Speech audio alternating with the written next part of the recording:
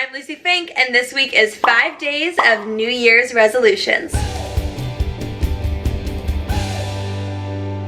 Hey everyone, Happy New Year! Has everyone been saying that to you recently? Welcome back to Refinery29's YouTube channel. If this is your first time here, be sure to click on the little subscribe button down here in the corner and give this video a thumbs up if you're excited to see some footage from my recent journey to Japan. I'm pretty big on New Year's resolutions, always have been, and at the end of any year, I like to take a long moment to reflect and think about my big picture goals. And at the end of 2018, it was pretty clear to me that my biggest resolution was to travel more. So when one of the commenters suggested that I do 5 days of New Year's resolutions, I thought, why don't I do so while traveling? And at the end of last year, I took a journey across the world to Japan, a place that I've always wanted to go to, but honestly never thought I'd make it to. I took the Try Living With Lucie crew along with me, and I spent 5 days diving into New Year's resolutions. So now let's rewind to the start of my trip, and I'll show you what I did.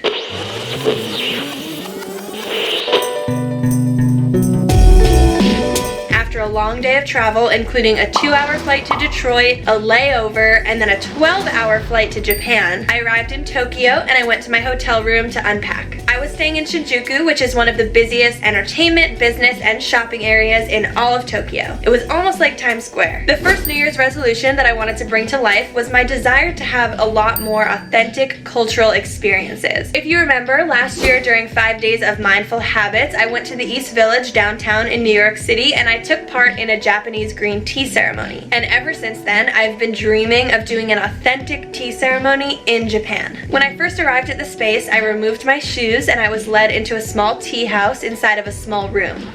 Hello. Nice to meet you. Nice to meet you too. Welcome to tea room Chazen. Twin Dragons house. Dragons brings happiness. We climbed through a sliding door And I go.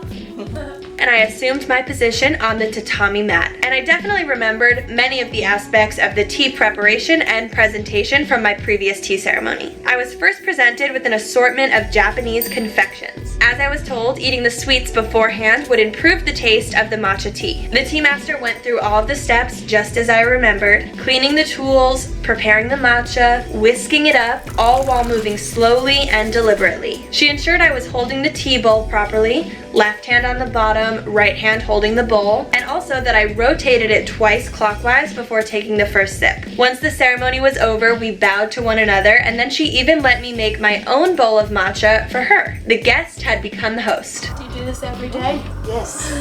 I scooped in the matcha powder, added hot water, and whisked away in a W motion, only stirring in a circle at the very end. What do you think? Wow, very delicious. And then we bowed, saying arigato, or thank you, to one another for sharing in this beautiful ceremony. Arigato gozaimasu! I love the taste of matcha, and while it was a similar process to the ceremony that I had participated in New York, the experience was overall very different here. First of all, I got to grind my own leaves this time using the matcha stone mill, and second of all, I was in Japan. I just kept seeing this vision of a map in my head and realizing that my pin was dropped all the way across the world from where I usually am. It's one thing to drink matcha at home, but to enjoy this in the country where it's grown, in a ceremony that's been celebrated for hundreds of years, now that was pretty special. The second New Year's resolution of the week that I wanted to explore was trying new foods, and particularly local foods. Now that I'm back home and my trip to Japan is over, I can say with certainty that on that trip, I expanded my palate. I tasted a bunch of things on that trip that I had never tried before, including fried eel, fish liver, udon noodles, and grilled fish fin. I also enjoyed a ton of local favorites, lots of fresh raw fish, bowls of ramen galore. I know just how much of an art form sushi making is. So on Tuesday, I wanted to explore that. I reached out to these twin sisters who worked together as Japanese cuisine chefs for 3 years in Geneva, Switzerland, and they offered me a private sushi making lesson at one of their homes, so we met at the nearest train station and walked over together. We first washed our hands, I removed all of my rings, and they handed me a samue to wear, which is the traditional work clothing of Japanese Zen Buddhist monks. First, we sliced the fish. Sea bream and salmon. And I was taught how to fillet the fish at the proper angle, all in one smooth slice. And then you don't have to push hard. You can just keep moving the blade because this is quite heavy, and then just cut well. Yes. Very good. Right. Yeah. see? Wow. Next, we moved on to the rolls. So we put down a piece of dried seaweed with the shiny side facing the sushi mat and the rough side face up. Wet your hands well because you take the rice, it's quite sticky. You'll be surprised. Then we reached into the rice bowl and spread the rice on the seaweed from left to right. Now this is not just white rice, this is special sushi rice made using vinegar, sugar, and salt. And because it's so sticky, you need to make sure to keep your hands wet as you work so that it doesn't stick. We added some fish and veggies and then rolled it up with a bamboo sushi mat. The reveal. Oh wow! That's beautiful! We made a couple of rolls this way and then attempted an inside-out roll. So for this type of roll, you add rice to the seaweed and then flip it over, pop the ingredients in, and then use saran wrap to roll it up so that the rice doesn't stick to the mat. Next, we worked on forming some nigiri, and this is where the real technique comes in. So I was first given some fish and rice made out of felt to practice with. And once I learned the steps, I was ready to give it a go with the real fish and the real rice. Rice ball on top of the fish and squeeze a little. Slide down. Very good. There's my sushi. Yeah, very good. Yeah. Look at that. These twins are incredibly talented. Making sushi with them on Tuesday actually felt a bit meditative. You get into such a flow once you know what you're doing, and it can be incredibly calming and restorative. After working for hours on my sushi making skills, we finally sat down and enjoyed every last piece of sushi that we made. Good? Amazing. And lastly, we wrapped up the class with a freshly brewed Japanese green tea, the perfect sushi pairing, and the perfect ending to a wonderful day with new friends. My third New Year's resolution of the week was actually sparked by my recent 5-day challenge video where I tried 5 days of learning new skills. And this resolution is to become a student of the world. So what does that mean? Basically that I want to learn as much as I can in this life. So when I tried thinking of a new skill that's related to Japanese culture, a friend of mine who used to live in Japan suggested that I try Taiko drumming. Taiko is an ancient Japanese form of percussion that uses a whole different range of drum sizes and includes loud, hard, and fast choreographed movements. It's not only a beautiful art form, but it's also an incredible upper body workout. I met with an expert drummer at Taiko Lab who offered to teach me the basics. I was given a hapi, which is a traditional Japanese coat often worn by Taiko players. I love it. Oh, it's so beautiful. Good. Very good. And I went into a practice studio space that was lined with Taiko drums of various sizes. I first learned how to properly hold the sticks and where to hit the drum. Okay. 上げます。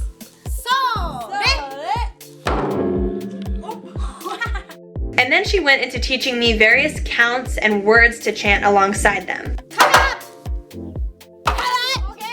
One, two, solid. Solid. Hey, solid. Hey, solid. Hey, solid. Hey, solid. Hey, solid. Hey, solid. Hey, solid. Solid.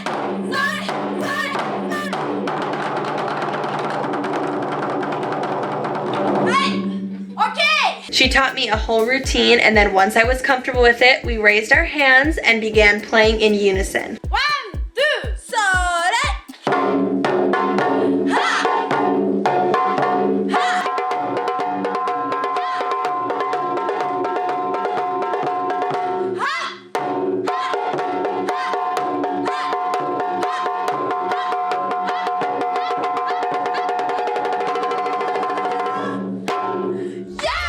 The whole process was actually pretty aggressive, and I found myself just screaming really loudly and flailing my arms all over the place. But truthfully, I was having the time of my life, and I have not enjoyed an activity like that in a really long time. After a little while, I switched over to an even bigger drum, which means that I upgraded my stick size as well.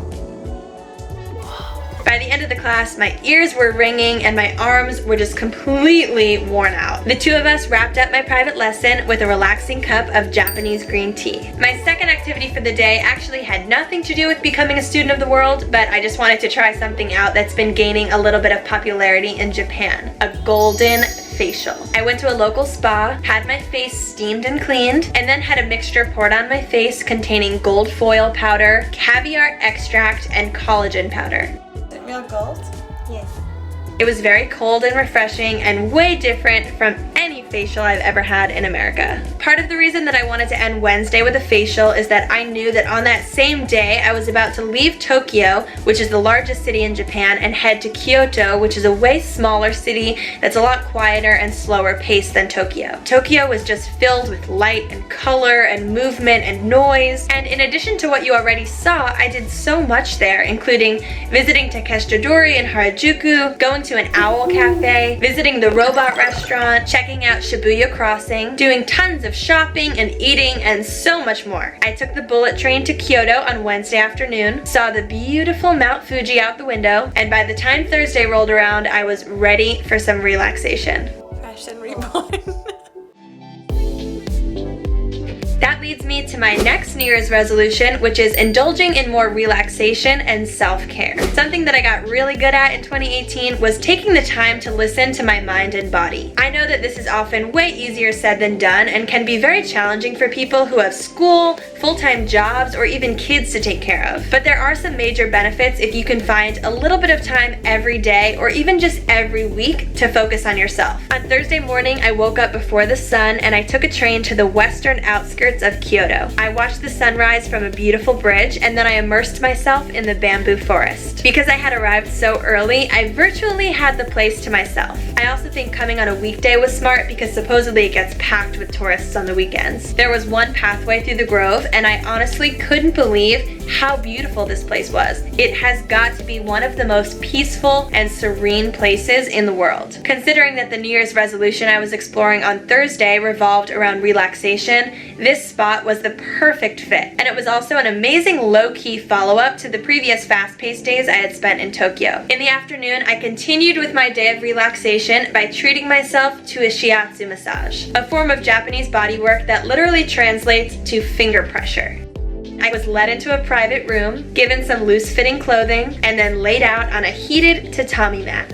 While I was waiting for the massage to begin, I was given a cup of Japanese green tea to help calm my mind and find peace in the moment. We only filmed part of the experience because I really wanted to be in the moment and actually enjoy the massage, but of course, once the camera stopped rolling, that was when the treatment got really visual. My massage therapist was twisting me in all directions. She was lifting me up and flipping me around. She was really using her fingers to knead into my muscles. Thursday overall was a full day of relaxation and revitalization.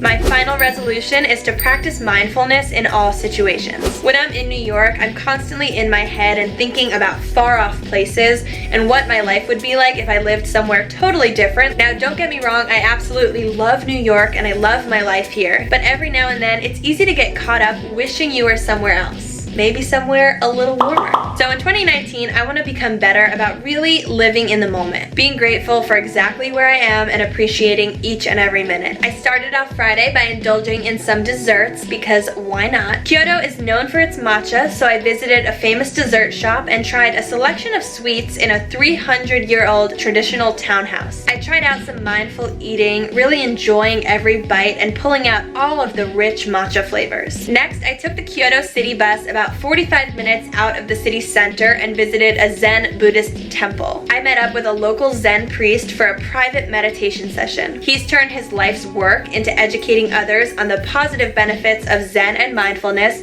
and he travels all over the world to do this. After taking off my shoes, I went inside the monastery and immediately felt like I was transported back in time. There were grand corridors inside and outside, and the whole area was silent and surrounded by Zen gardens. We went into a meditation space and he first talked me through some of his thoughts on meditation. Many people just focus on the meditation for the relaxation or developing better focus, something like that way. Meditation is observation and experiment, creating condition to observe yourself. It's not just feeling, oh, I feel more peaceful, relaxed, not like that.